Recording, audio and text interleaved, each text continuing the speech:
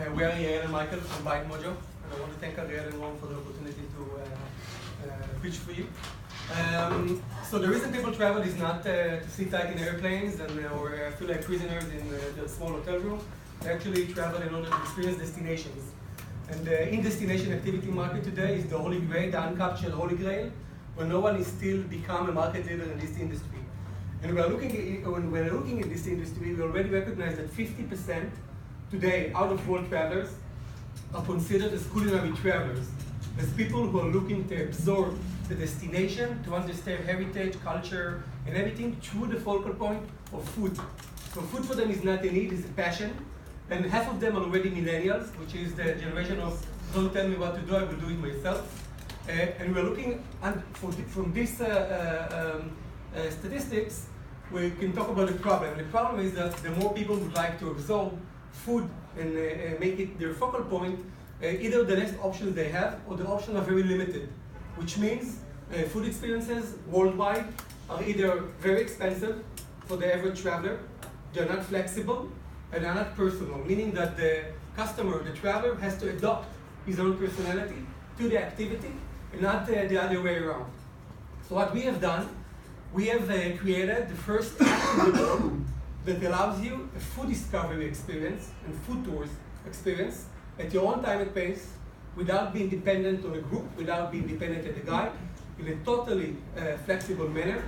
You navigate yourself, you can stop where you want, and if you haven't claimed all the bites, all the food stops during the tour, you can cash them out and use it anywhere else where Bitemojo is operating. Basically, we are talking about three values. One is the price. Our tours vary between 25 to 28 US dollars, but the market price is around $70 to $80. We are talking about flexibility, the ability to start the tour whenever you want, to stop it. You can take the tour the day after, a month after, 6 months after, and also the factor of personalization, which means that today if you are gluten sensitive, you're doomed. If you don't want sugar in the tour, you're doomed. If you don't want alcohol, you have no other option. And with Bitemojo, it's very easy. No gluten, no problem. You want only alcohol, no problem. You want just baked goods, no problem either. And basically, the business model is also very simple, based on what we have created. We're earning a margin, a sustainable margin for any tour that we sell. We get all the transactions are being done within the app. We are paying the sellers for their providing the food in the tour. And we are left with about 35 to 38% as a gross profit. The way the tours works is not recommendations, it's a product. So think that you're now downloading an app and you're going to travel and visit Tel Aviv. 1 minute. So you already have 6 curated bites waiting for you as part of the tour experience. What we've done in the past 6 months since we launched, we already raised more than $500,000 from professional angels investors such as Michael Eisenberg, Gidon Ben-Zvi, Penny Lazovic, Ben Weiner, names you're probably familiar. We have launched Bitemojo in Berlin and in Jerusalem. We are now launching Rome, Barcelona, London, and Tel Aviv, coming up in the next month and a half. We have already several thousand downloads, more than 1,500 tours sold, but the feedback from the tour is what's important, and it is astonishing. It's very, very high values. We are working with different kinds of partners, with the government of Israel, with El Al, with Misrad HaTayarut, with ISTA, and things like that. And this is how we're going to scale. We're now focusing on the European market, and next year also to the US, and hopefully by 2020, Bitemojo will be a world kind of activity. And this is basically it. Stop. See? Okay, 2 minutes questions. Any questions? Was it that clear? What is the competition today?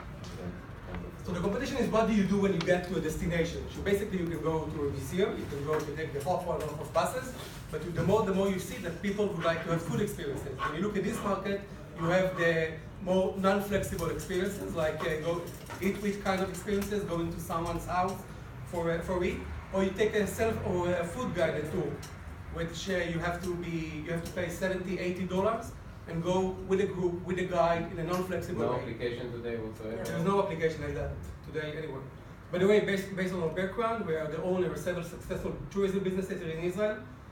One of them is Yalla Basta, is Israel's leading food tourism company.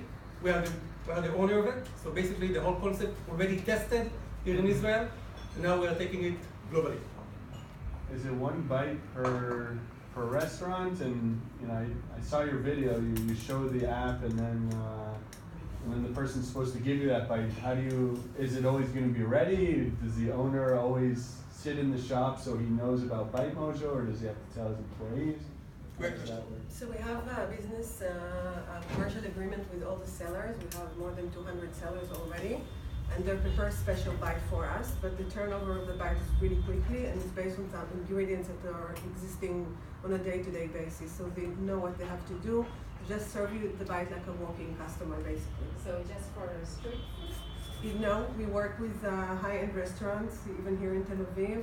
Street food. We work with wineries. We work with fromageries, we work with deli, we work with every local supplier of unique food that is not part of a chain and make fresh food and has a culinary contribution to the destination. Thank you. That's it. Okay. And we'll move to that. We have to do it. I'm sorry.